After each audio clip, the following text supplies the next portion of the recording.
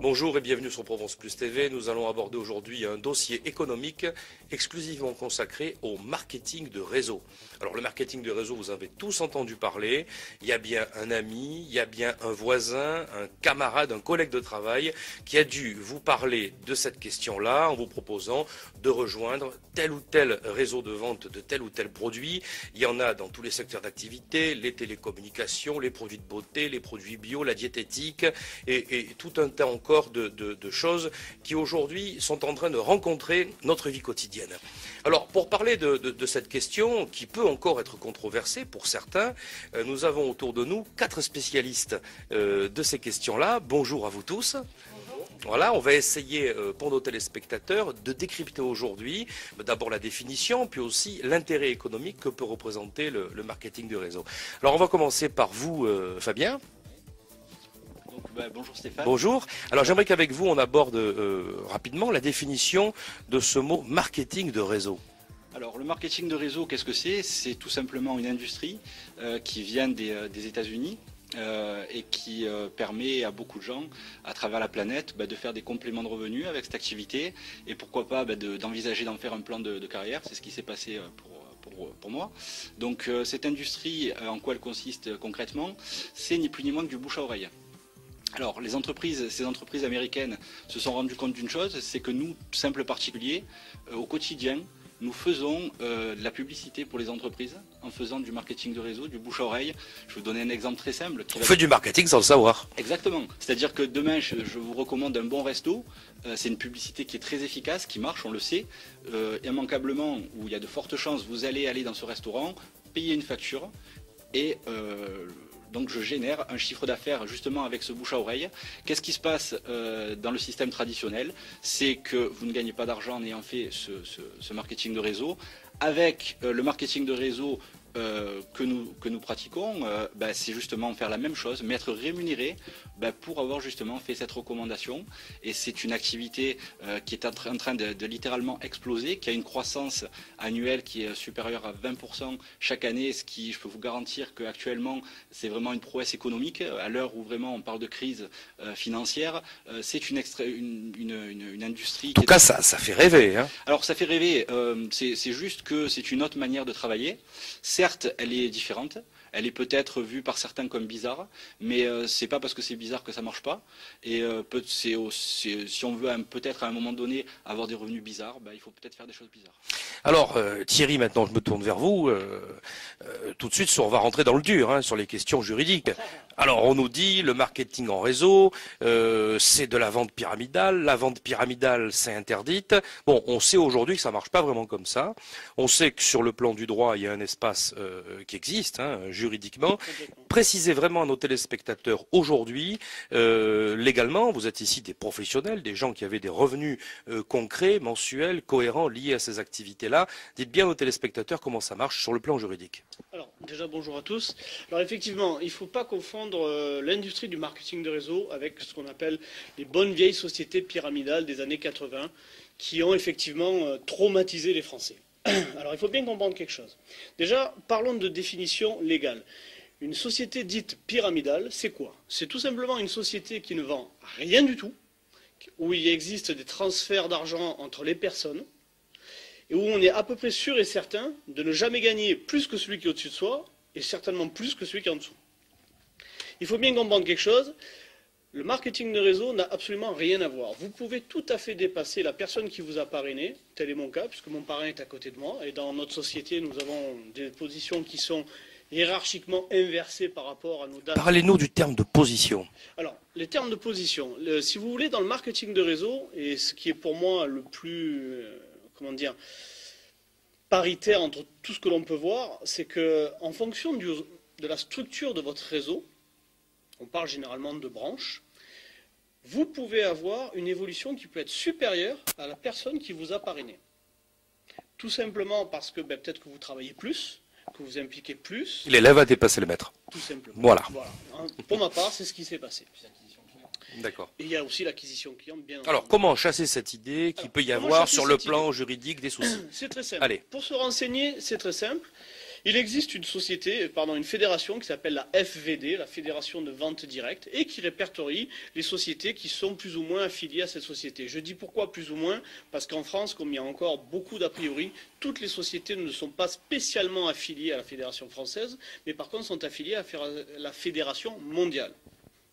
Donc il faut un peu se renseigner et voir. Après, ce qu'il faut savoir aussi, c'est que l'année dernière, le ministère du Travail, avec notre ministre qui était en place à l'époque, a signé avec la FVD et les organismes de la NPE la légalité de la chose, puisqu'aujourd'hui la NPE est autorisée et même encouragée à publier les annonces d'opportunités, d'affaires à travers ces différentes sociétés de Alors ça, c'est un point très important. Ça abolit peu que peu les a priori parce que des gens en ont encore. Alors pour les gens qui ont encore des a priori, je vous dirais, écoutez, les gens qui vous invitent à des réunions pour savoir un petit peu quelle est la société avec laquelle ils travaillent, demandez-leur de vous montrer un bulletin de commissionnement, puisqu'on est affilié au statut de VDI. Alors il y a plusieurs statuts, mais en général c'est le VDI.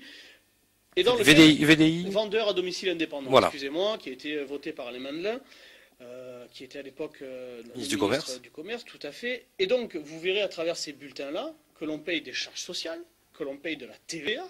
Donc si on est en égalité, j'allais dire, avec le trésor public, je ne vois pas où est le problème. Après, si vraiment encore vous avez besoin de preuves, effectivement, renseignez-vous sur les sociétés qui sont présentes en France. Généralement, celles qui ont beaucoup de secteurs ne peuvent pas être présentes de partout, donc ont des partenaires.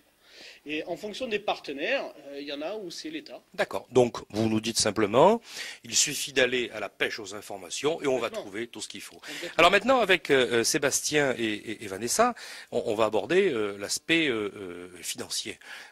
Ce sont des activités dans lesquelles vous vous impliquez en plus de votre travail. Donc ce sont des compléments de revenus, pour vous aussi Thierry. Fabien a pris une position dans son réseau relativement importante, donc il s'en occupe à plein temps, mais il avait un métier tout autant avant d'ailleurs. Il a dû garder des contacts aussi par ailleurs. Alors j'allais dire faites-moi un peu rêver, non, soyons réalistes aujourd'hui. Vous avez, Sébastien, commencé quand à vous intéresser à votre réseau ? Alors moi j'ai démarré dans le marketing de réseau il y a à peu près 2 ans et demi. Très peu de temps, d'accord. Voilà, ouais. donc c'est par l'intermédiaire de mon ami Fabien qui m'a présenté ce concept-là.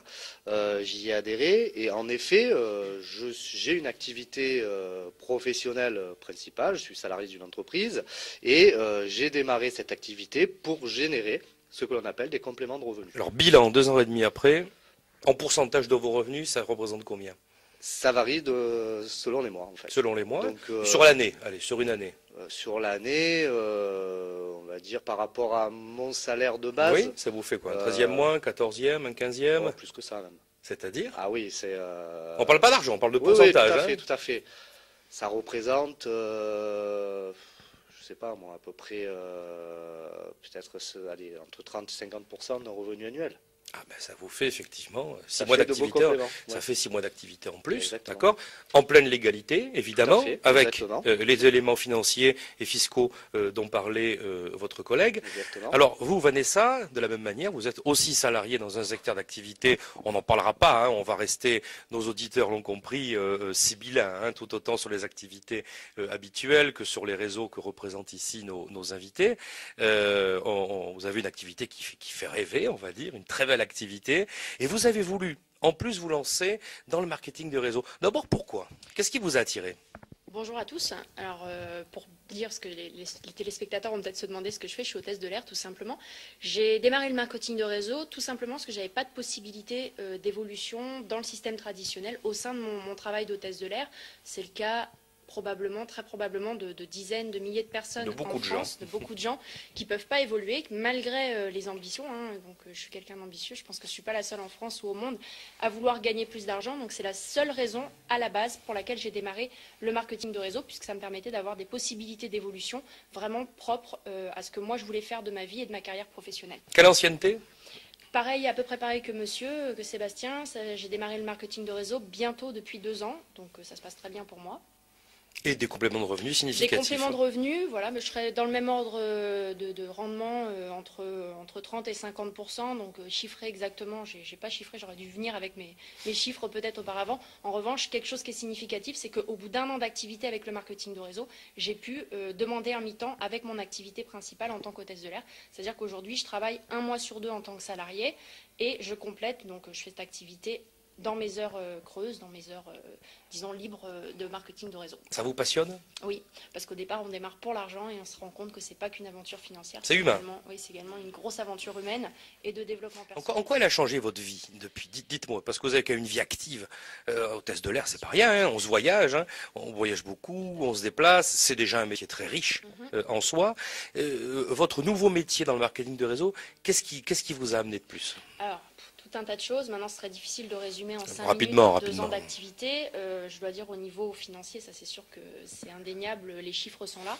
Ensuite, donc au niveau développement personnel, on gagne en maturité puisque on apprend à se connaître soi-même, on apprend à connaître les autres. Et justement, les autres, c'est ça qui est important, c'est que j'ai développé mon réseau. Moi, j'étais vraiment cantonnée à un secteur aérien. Je connaissais des hôtesses et des pilotes, moi, à peu près comme toutes les hôtesses de l'air du monde. Aujourd'hui, je travaille avec des personnes entre 18 et 62 ans, des hommes, des femmes qui viennent de toutes les catégories socio-professionnelles. Et ça, c'est un enrichissement à lui tout seul, quoi. Fabien, on a abordé tout à l'heure rapidement une question clé dans cette période de crise, de chômage, en tout cas de doute, l'importance du marketing de réseau au niveau de l'emploi. On a bien compris qu'aujourd'hui, et votre collègue nous l'a très bien dit, il y avait une promotion qui était faite, signature au niveau national d'un accord avec le Pôle emploi. C'est important. C'est quoi le profil type de l'entrepreneur aujourd'hui en marketing de réseau? Il n'y a pas de profil type dans cette activité. C'est ce qui fait aussi tout le charme de cette activité. Ça donne la possibilité à tout le monde, quel que soit son background professionnel, quel que soit ce qu'on ait fait ou pas. On a la possibilité dans cette activité de réussir. Après, dire que tout le monde réussit et gagne beaucoup d'argent, je pense qu'il faut être réaliste et vraiment expliquer. Comme tous les métiers, ça dépend du profil. Cette activité, vous savez, c'est un accélérateur de business parce qu'on travaille en équipe. On est là pour distribuer un produit et construire aussi une équipe qui va distribuer ce produit à plus grande échelle. Et on va être rémunéré comme ça sur un chiffre d'affaires qui sera beaucoup plus important parce qu'on est plusieurs à travailler. Donc c'est ce qui fait vraiment la puissance du marketing de réseau. Vous savez, je crois que c'est le premier milliardaire américain qui a dit « Je préfère 1% du travail de 100 personnes que 100% de mon propre travail. » Bien sûr. Et ça paraît logique. On travaille, on fait travailler les autres, tout le monde est gagnant. Quand on a préparé cette émission, vous nous avez parlé de chiffres très importants de création d'activités en France et dans le monde. Alors, redonnez ces chiffres pour nos téléspectateurs. J'ai entendu ça récemment en France. On table dans l'industrie du marketing de réseau sur une création de 100 000 postes. Ce qui, à l'heure actuelle, je pense, est quand même quelque chose d'assez significatif et de vraiment très éloquent. Après, en termes de croissance, c'est une activité, je vous l'ai dit tout à l'heure, qui connaît une croissance qui est supérieure à 20%. Je pense que là, tous les chefs d'entreprise comprendront vraiment, ça leur parlera et que la croissance est vraiment très très importante. Et voilà, donc après, est-ce qu'il y a des gens dans cette activité qui ne gagnent pas d'argent? La réponse est oui. Moi, j'ai aucun souci par rapport à ça. Les gens qui font rien ne gagnent rien. Donc ça me paraît logique. Ce qui n'est pas illogique, j'allais dire. Voilà. Et après, il y a des gens, pour l'essentiel, en tout cas... Moi, j'ai une question. Est-ce que vous avez vu des choses extraordinaires? Moi, j'aimerais que vous nous parliez de quelque chose d'extraordinaire dont, avec votre réseau, vous êtes à la sauce, quelqu'un qui n'avait pas d'activité, mais qui avait une grosse volonté et qui s'en est tiré aujourd'hui et qui a tiré sa famille d'affaires. Parlez-nous de ça. Des exemples de ce type-là, il y en a beaucoup. Alors, juste pour revenir rapidement, et puis je vais répondre à votre question, à ce qu'on disait, l'essentiel des gens qui font cette activité, ce sont des gens qui font des compléments de revenus, des très confortables compléments de revenus, et puis d'autres après qui en font un plan de carrière, et des exemples de gens qui ont changé leur vie.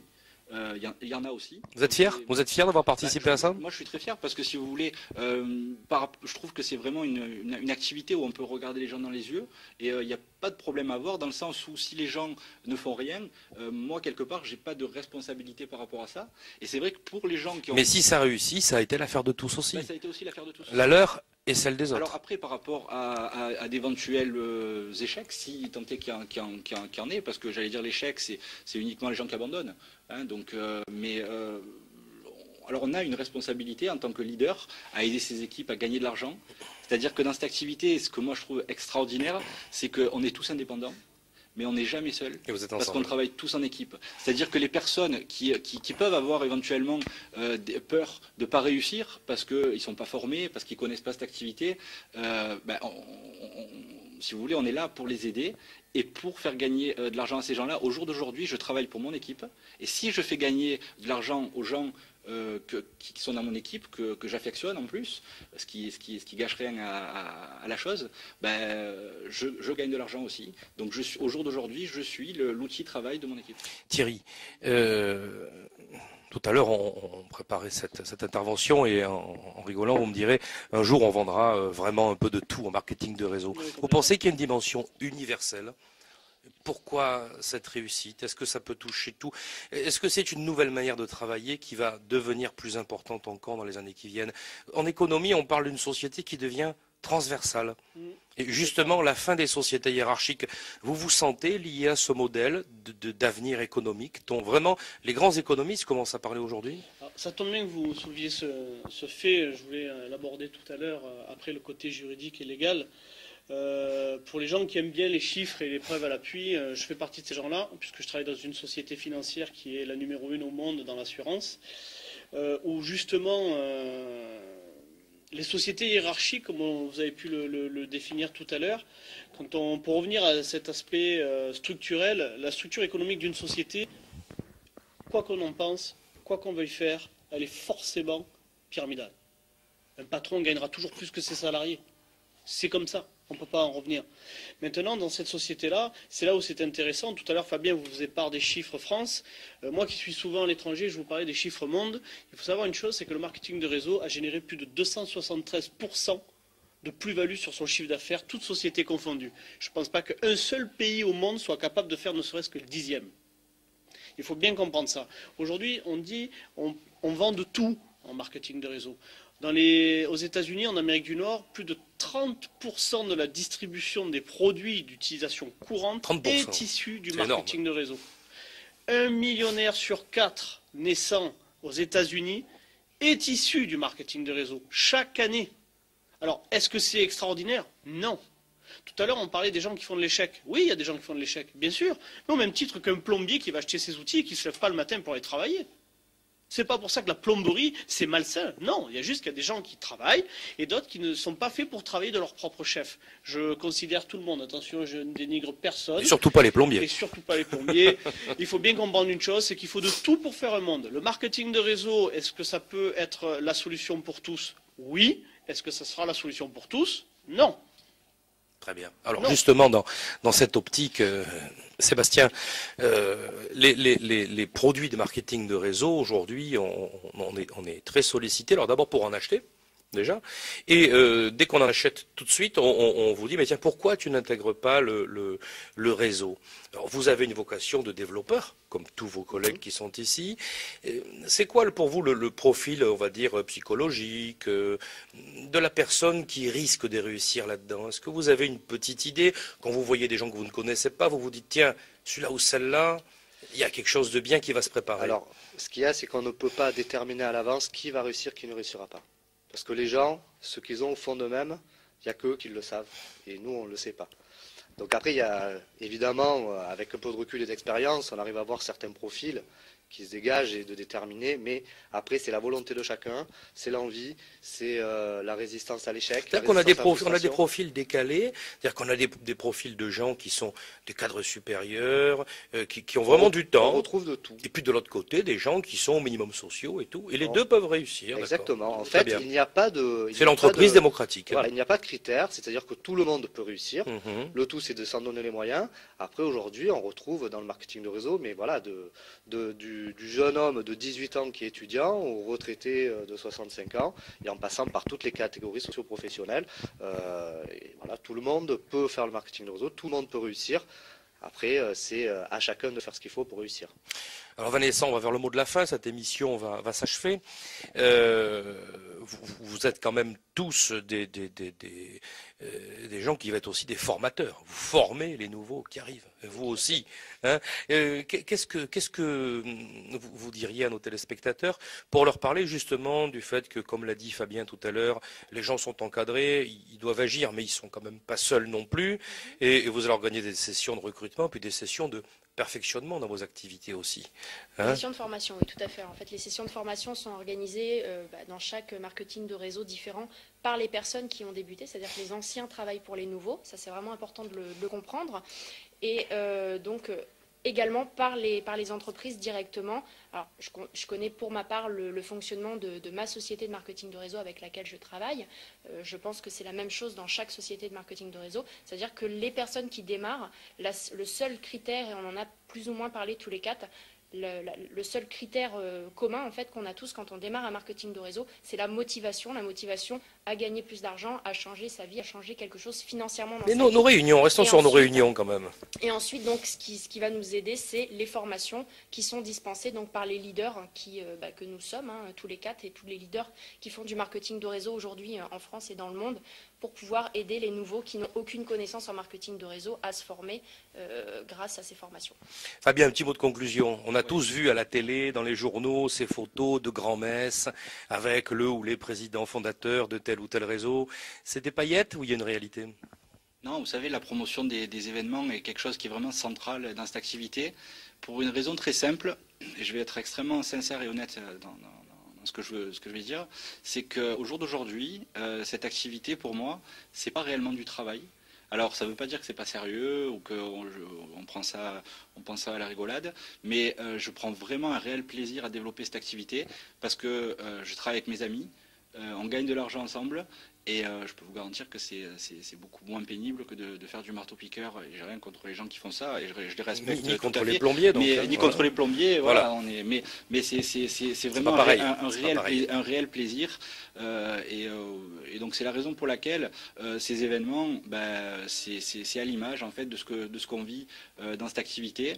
Et c'est pas des paillettes et c'est pas du superflu. On apprend. Il y a surtout des grosses formations qui sont disponibles. Voilà, c'est des moments de formation, d'émulation aussi. Ce sont des grands moments de formation avec des gens qui ont eu des réussites extraordinaires et qui nous expliquent l'état d'esprit à avoir, qu'on peut appliquer pas nécessairement qu'au marketing de réseau, mais tout simplement dans la vie. Oui, ça change aussi les choses pour soi. Et voilà, Vanessa tout à l'heure parlait de développement personnel. C'est vrai que le développement personnel fait partie des choses dans la vie, il me semble, qu'il faut avoir pour avoir les clés pour réussir. Thierry, rapidement, mais une question aussi. Prenez le micro. Une question aussi. On dit en France qu'il n'y a pas assez de commerciaux, que les Français n'ont pas assez l'esprit commercial. C'est vrai, c'est faux. Est-ce que vous pouvez changer les choses ? Est-ce qu'on peut changer les choses? J'en aurais pas cette prétention. Est-ce que l'industrie marketing de réseau peut changer les choses? Oui, je le pense. Aujourd'hui, comme je vous ai dit, moi je travaille dans une société d'assurance où effectivement je vois que la force commerciale, malgré notre ampleur à travers le monde, laisse à désirer. On va parler de qualité humaine, d'accord?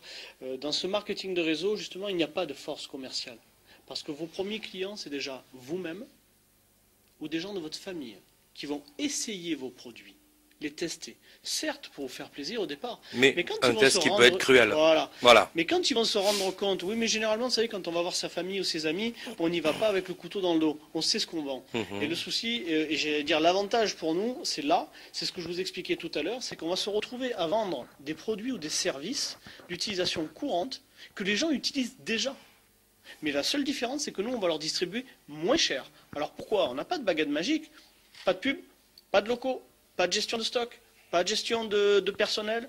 Tout ça, ce sont des coûts inhérents à une entreprise. Et nos téléspectateurs remarqueront que nous n'avons fait la publicité pour personne. Tout à fait. Moi, pour ma part, je suis patron de ma propre société dans, j'allais dire, l'industrie traditionnelle. Je peux vous assurer que quand je paye mes charges sociales ou mes charges perso, j'aimerais beaucoup plus faire du marketing de réseau, je peux vous l'assurer. Parce que c'est 70% de ma rémunération aujourd'hui. Alors que dans l'industrie du marketing de réseau, tant qu'on ne dépasse pas certains seuils, ça après il y a des plafonds fiscaux qui sont mis en place, on est bien loin de ces taux-là. Alors pour en revenir rapidement à ce que vous disiez tout à l'heure, effectivement l'industrie du marketing de réseau a toute sa dimension dans le monde qui s'approche vers nous. Est-ce que c'est obsolète? Non. Pourquoi? Parce que les sociétés qui vendent des produits et des services que vous utilisez déjà, c'est votre vie. Votre vie évolue, les produits aussi, tout simplement. La structure est mise en place, les produits évoluent, les services évoluent. Je pense qu'on a tout à y gagner, aussi bien les consommateurs que les distributeurs, que les sociétés. Sébastien, pour finir rapidement, confiant? Ah oui. L'avenir, c'est quoi alors, dites-nous? Ah ben, l'avenir, c'est de développer le réseau, encore plus grand que ce qu'il est, de franchir les différentes positions qui sont donc établies par des critères dans l'entreprise. Des règles valables pour tout le monde. Voilà. C'est d'avoir le réseau de distribution le plus grand possible pour avoir ce qu'on appelle une liberté financière et pouvoir vivre mes rêves. Bien, donc le marketing de réseau à la conquête de tous les marchés. En tout cas, on regardera ça avec vous. On continuera à suivre votre activité. On vous remercie d'avoir participé à ce plateau et on vous souhaite une bonne continuation. Et vous avez un tel enthousiasme que je pense la réussite va continuer à se prolonger. Merci bien.